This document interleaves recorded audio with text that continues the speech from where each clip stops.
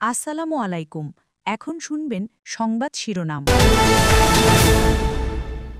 আজও নেওয়া হলো মাধ্যমিকে শিক্ষকদের আন্দোলনে স্থগিত হওয়া বার্ষিক পরীক্ষার একটি রুটিনের হুটহাট পরিবর্তনে বিপাকে শিক্ষার্থীরা। 4 বছরেও শেষ হয়নি নাটোরের 2 শিক্ষা প্রতিষ্ঠানের ভবন নির্মাণ। 90% টাকা তুলে নিয়েছে ঠিকাদার। ঘটনা জানাজানির পর জোড়াতালি দিয়ে তারেক রহমানের নেতৃত্বেই আগামী নির্বাচনে অংশ নেবে বিএনপি, বলছেন নেতারা। ভার্চুয়ালি যোগ দেবেন দেশ গড়ার কর্মসূচিতে। ঘোষণার আগে 10 ডিসেম্বর রাষ্ট্রপতির সঙ্গে সাক্ষাৎ করবেন সিএসি।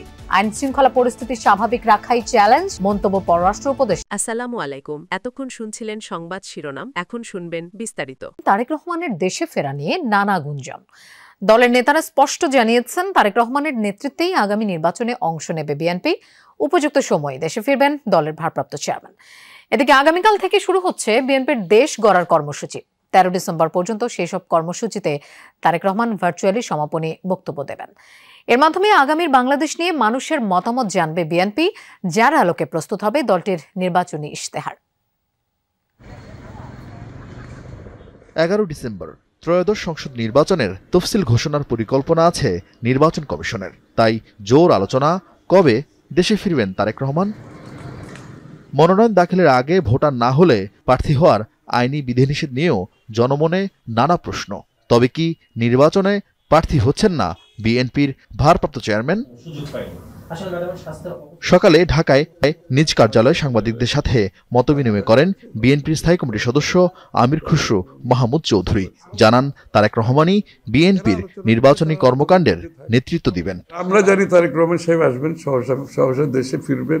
ওনার বাড়িঘর সব প্রায় শেষের দিকে, ওনার অফিসের কাজও প্রায় শেষের দিকে। উনি দেশে ফিরে আমাদের নির্বাচনী নেতৃত্ব দিবেন। ওনার নেতৃত্বে মন্ত্রিসভা গঠন হবে। রাজধানীতে 7 থেকে 13 ডিসেম্বর পর্যন্ত দেশ গড়ার কর্মসূচি নিয়ে দলীয় নেতাকর্মী ও সমাজের বিভিন্ন পর্যায়ের মানুষের মতামত জানবে বিএনপি। 2 পর্বে সাজানো সেই কর্মসূচির সব আয়োজনে ভার্চুয়ালি সমাপনী বক্তব্য দিবেন তারেক রহমান। কেআইবিতে হওয়া সেই ভেন্যু পরিদর্শনে এসে বিএনপি নেতা রিজভী আহমেদ বললেন, বিদেশে থাকলেও দলের সকল কর্মকাণ্ডে পক্ষ থেকে আনুষ্ঠানিকভাবে সেটি গণমাধ্যমকে জানানো হবে। আমরা যতটুকু জানতে পেরেছি যে আজকে সন্ধ্যায় মেডিকেল বোর্ড বসবে, যেখানে বাংলাদেশের চিকিৎসকদের পাশাপাশি চীন এবং যুক্তরাজ্যের মেডিকেল টিমের সদস্যরাও আছেন, বিশেষজ্ঞ চিকিৎসকরাও আছেন। তারা পুরো বিষয়টি দেখছেন এবং এই যে খালেদা জিয়ার চিকিৎসার পুরো যে প্রক্রিয়াটি, এটি ডাক্তার জুবাইদা রহমান তিনি বাংলাদেশে এসে এটি সমন্বয় করছেন। এর আগেও তিনি লন্ডনে থেকে সেটি করেছেন, তারেক রহমানও সেটি করছেন। অর্থাৎ সব মিলিয়ে যদি বলা যায় যে খালেদা জিয়ার যে বর্তমান শারীরিক অবস্থা সেটি অপরিবর্তিত আছে। তার হার্ট, লিভার, কিডনি, ফুসফুসের সংক্রমণ সবই আগের মতো আছে। তবে চিকিৎসকরা যেটি আজকে সকালে জানিয়েছিলেন যে কিছু কিছু ক্ষেত্রে 2-1টি ক্ষেত্রে তার একটু করে উন্নতি হচ্ছে, তিনি চিকিৎসা নিতে পারছেন, ওষুধ তার শরীরে কাজ করছে, এমন কিছু আপডেট জানানো হয়েছিল। তবে পুরো বিষয়টি আজকে সন্ধ্যায় গণমাধ্যম এবং দেশবাসীর উদ্দেশ্যে নিশ্চয়ই ব্রিফিংয়ে সেটি স্পষ্ট করা হবে। আর আমির খুসরু মাহমুদ যেটি জানিয়েছেন যে এয়ার অ্যাম্বুলেন্স আসলে নয়, বরং মেডিকেল টিম যখন বলবে তখনই আসলে এয়ার অ্যাম্বুলেন্স এসে পৌঁছাবে। আজকে বিকেল নাগাদ বাংলাদেশে একটি এয়ার অ্যাম্বুলেন্স এসে পৌঁছাবার কথা ছিল, সেটি আসলে আসছে না, এটি আমরা ধরে নিতে পারি। কারণ মেডিকেল বোর্ড এখন পর্যন্ত সে ধরনের কোনো কিছু তারা সবুজ সংঘ দিয়েছে বলে সেটি আমরা এখনও জানি না। আর আগামীকালকে তার লন্ডনে রওনা হওয়ার কথা ছিল। লন্ডন ব্রিজ হাসপাতালে তার চিকিৎসার যে বিষয়টি সেটি আগে গণমাধ্যমকে জানানো হয়েছে যে সেখানে তার চিকিৎসার প্রক্রিয়াটি সম্পন্ন হবে। তবে সবার আগ্রহ এবং দেশবাসীর যে আগ্রহ সেটি আসলে এভার কেয়ার হাসপাতাল কেন্দ্রিক। অর্থাৎ এখানে বেগম খালেদা জিয়া তিনি 13 দিন ধরে চিকিৎসাধীন। তার শারীরিক অবস্থা কেমন, নেতাকর্মীরা সকাল থেকে আমরা এখানে দেখেছি তারা এসে ভিড় করছেন। তারা অনেকে গণমাধ্যমে বিষয়টি জেনেছেন যে বেগম খালেদা জিয়ার শারীরিক অবস্থা কী। তারপর অনেকে ছুটে এসেছেন, এখানে এসে জানার চেষ্টা করছেন, বোঝার চেষ্টা করছেন।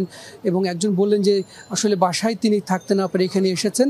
যতটুকু মানে তার দৃষ্টিতে যেটি মনকে বোঝ দেয়া, যদিও ভেতরে গিয়ে তাদের পক্ষে খোঁজ খবর নেওয়ার সুযোগ নেই। তো এই ছিল আমার কাছে এভার কেয়ার হাসপাতাল থেকে সব শেষ। মিসবাহ, আপনার সঙ্গে একদম একমত বলতেই হয়। সবার দৃষ্টি আসলে এভার কেয়ার হাসপাতালের দিকেই, বেগম খালেদা জিয়ার শারীরিক অবস্থার দিকে। যেটি পরিষ্কার হবে তার লন্ডন যাত্রার বিষয়টি, সেটি হবে সন্ধ্যা নাগাদ, যে তথ্যটি আপনি পরিষ্কার করে বললেন আমাদের। অনেক ধন্যবাদ মিসবাহ। জাতীয় নির্বাচনের আগে গণভোট সহ ৫ দফা দাবিতে সিলেট সরকারি আলিয়া মাদ্রাসা মাঠে চলছে জামায়াত সহ সমমনা ইসলামী ৮ দলের বিভাগীয় সমাবেশ। দুপুর 12:30 থেকে শুরু হবে সমাবেশটি। সকাল থেকেই বিভাগের বিভিন্ন জেলা উপজেলা থেকে সমাবেশ স্থলে জড়ো হন নেতাকর্মীরা। আজকের সমাবেশে বক্তব্য রাখবেন জামায়াতে ইসলামীর আমির ডাক্তার শফিকুর রহমান, ইসলামী আন্দোলনের আমির সৈয়দ মোহাম্মদ রেজাউল করিম, খেলাফত মজলিসের মহাসচিব মামুনুল হক সহ অন্যান্য দলগুলোর কেন্দ্রীয় নেতৃবৃন্দ। আর আজকের কর্মসূচির মধ্য দিয়ে শেষ হবে সমমনা ৮ দলের বিভাগীয় সমাবেশের কার্যক্রম।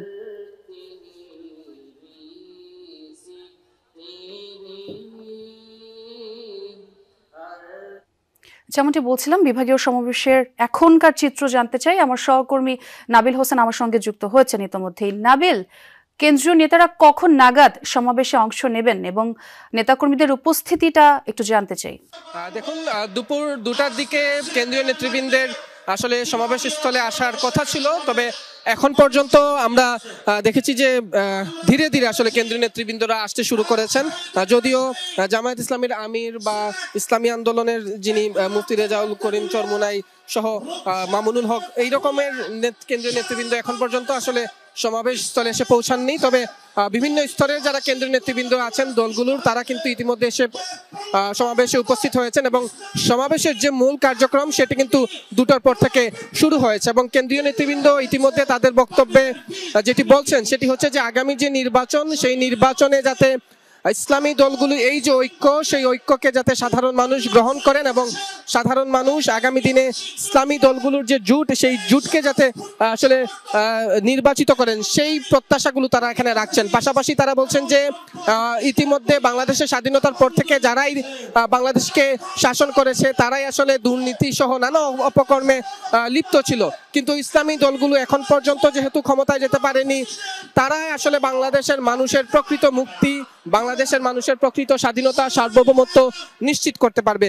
সেই কথাগুলো আমরা এখানে শুনছিলাম। পাশাপাশি এই যে বিভাগীয় সমাবেশের যে 5 দফা দাবি, অর্থাৎ গণভোট হচ্ছে যে নির্বাচনের আগে হতে হবে, পিয়ার পদ্ধতি সহ এই যে 5 দফা দাবি, সেই 5 দফা দাবির সপক্ষেও আসলে তারা এখানে সাধারণ যারা কেন্দ্রীয় নেতৃবৃন্দ, স্থানীয় নেতৃবৃন্দ, তারা বক্তব্য দিচ্ছেন। আর ইতিমধ্যে আমরা যেটি দেখছি যে সমাবেশ স্থলের আসলে ধীরে ধীরে আসলে লোক সমাগমে পরিপূর্ণ হতে চলেছে। জোহরের নামাজের পর অর্থাৎ 2টার পর থেকেই এই যে ইসলামী বা সমমনা যে 8 দলের নেতাকর্মীরা, তারা বিভিন্ন জেলা উপজেলা সহ বিভিন্ন ওয়ার্ড থেকে আসলে তারা খণ্ড খণ্ড মিছিল নিয়ে তারা এখানে আসছেন এবং সেই মিছিলগুলো যখনই আসলে মাঠে এসে প্রবেশ করছে তখনই আসলে সমাবেশ স্থল আমরা দেখছি যে লুকে পরিপূর্ণ হবে। আমরা যেটি জানিয়ে রাখতে চাই, যারা আয়োজকরা আছেন 8 দলের, তারা গতকাল আমাদেরকে জানিয়েছিলেন তারা লক্ষাধিক মানুষের জনসমাগম এখানে ঘটাতে চান। তবে তারা আসলে যেটি বলছেন যে যেহেতু কেন্দ্রীয় নেতৃবৃন্দ এখানে এসে সমাবেশ স্থলে পৌঁছাননি, ফলে বিক্ষিপ্তভাবে হয়তো অনেকেই মাঠের বাইরে অবস্থান